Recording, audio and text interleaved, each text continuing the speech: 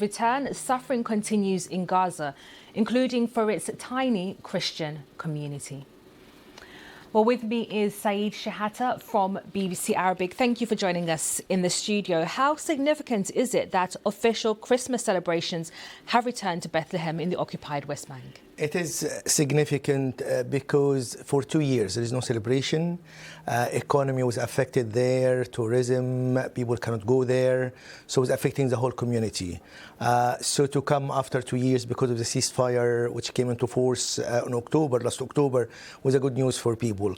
Still there are some restrictions, even the last minute the Palestinian Vice President Hussein Sheikh was allowed to go to join the celebration because it was stopped or not allowed by the Israeli, but after American intervention, so they convinced them to let him go, and with good atmosphere for people to rejoice the Christmas and the celebration there after the suffering, because the suffering is still in Gaza ongoing, is still in West Bank. So with all of these sufferings, to have celebration and to go to Nativity Church and all of these processions, so it's a very good news for people. It will give some joy for them in this time of suffering, and 2 years, more than 2 years of war was very difficult for them. And staying in the occupied West Bank, Saeed, we're monitoring the international backlash to Israel's decision to recognise new settlements in the territory. Just remind us where these settlements are and what the UK and others have had to say. They are a problematic issue, especially since the Israeli Finance Minister Smotrich, who is one of the main strong supporter of this settlement, and Itmar Ben-Gvir, the Israeli National Security Minister, they agreed recently to build 19 new settlements.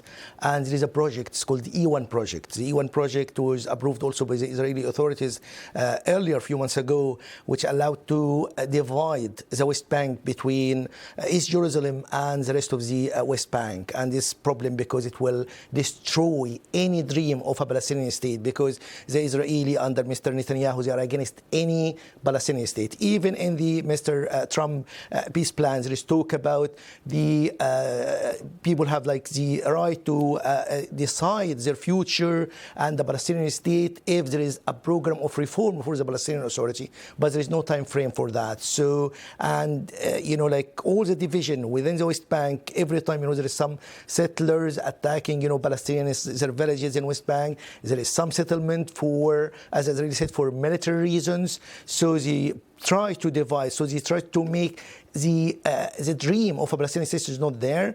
The international community try to recognize, recognize the Palestinian states, and the Israeli backlash, of that, and the reply to that by more settlements. So settlement is a problem. Settlement dividing the West Bank. Settlement will destroy any dream of a Palestinian state. So there is condemnation from the international community. There is no condemnation from the United States. Even Mr. Trump against, like the West Bank to be annexed to Israel, whatever, but still no real pressure to make Israel not stopping building settlement. Saeed, thank you. That's Saeed Shehata from BBC Arabic. Thank you.